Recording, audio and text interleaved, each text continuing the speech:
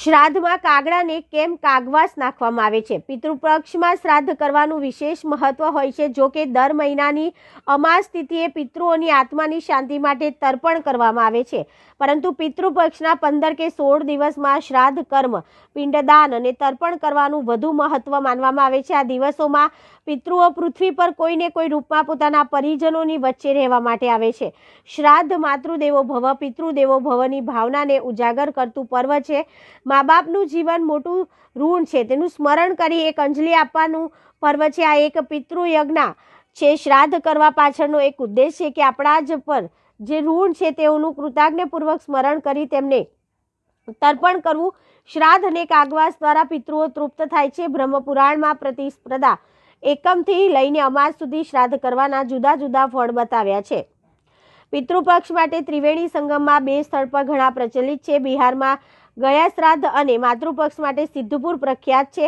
ભગવાન શ્રી રામે તથા સીતાજીએ વનવાસ દરમિયાન પિતાશ્રી દશરથ રાજાનું શ્રાદ્ધ કર્યાનો ઉલ્લેખ છે. પાંડવોએ પણ યુદ્ધ વિરામ પછી શ્રાદ્ધ કર્યાનો ઉલ્લેખ છે. કાગડો શ્રાદ્ધ પક્ષમાં સંદેશાવાહક તરીકે કામ કરે છે. માન્યતા મુજબ શ્રાદ્ધથી પિતૃઓ તૃપ્ત થાય છે. કાગડો કુદરતનો પરોક્ષ સેવક છે. સફાઈ કરે તે માનવ વસ્તીએ જે ગંદકી કરી છે એક અઠવાડિયા આરોગી સડો અટકાવે છે. કાગડા અને ગુરુ કાકા ભૂસડીજીને ભગવાન સાથે તાર્કિક દલીલો કરી કાગડાને ભાદરવા માસમાં કાગવાસ સ્વરૂપે સારું ભોજન મળશે જેના આશીર્વાદ પાઠવ્યા છે.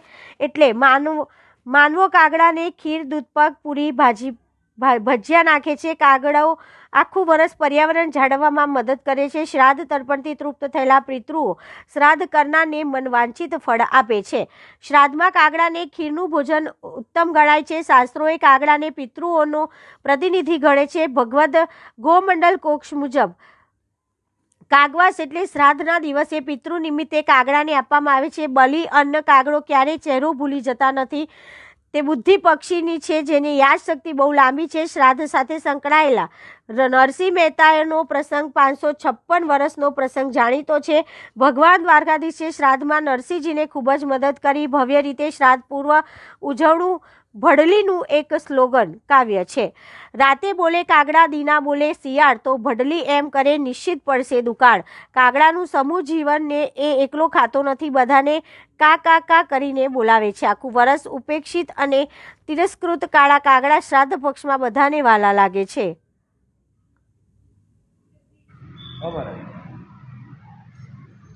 આજનો આ શ્રાદ્ધ પર્વ ચાલી રહ્યું છે.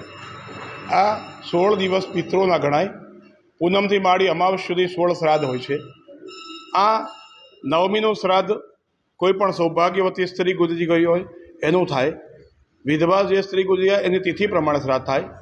બારસના શ્રાદ્ધમાં બાળકોના શ્રાદ્ધ થાય. સાધુ સંન્યાસીના બારસના દિવસે શ્રાદ્ધ થાય. 14ના દિવસનું શ્રાદ્ધ એ અસ્ત્ર શસ્ત્રથી જે કોઈ ગુજરી ગયું છે એમનું શ્રાદ્ધ થાય. અને અમાવસના દિવસનું શ્રાદ્ધ સર્વ પિતૃ પોતા કોઈ પણ પિતૃનું તિથિ યાદ ન હોય એ અમાવસનું શ્રાદ્ધ કરી શકે છે. આ શ્રાદ્ધ 16 શ્રાદ્ધ પવિત્રમાં પવિત્ર પિતૃઓના સારામાં સારા દિવસો છે.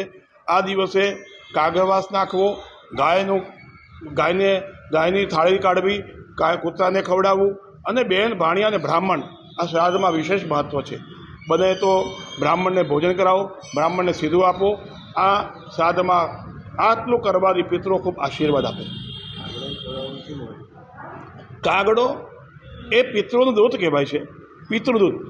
એટલે કાગડાને કાગવાસ નાખવાથી પિતૃઓ રાજી થાય છે, પિતૃ આશીર્વાદ આપે છે અને તમામ મનોકામના પૂર્ણ થાય છે. એટલા માટે કાગવાસ કરવામાં આવે છે.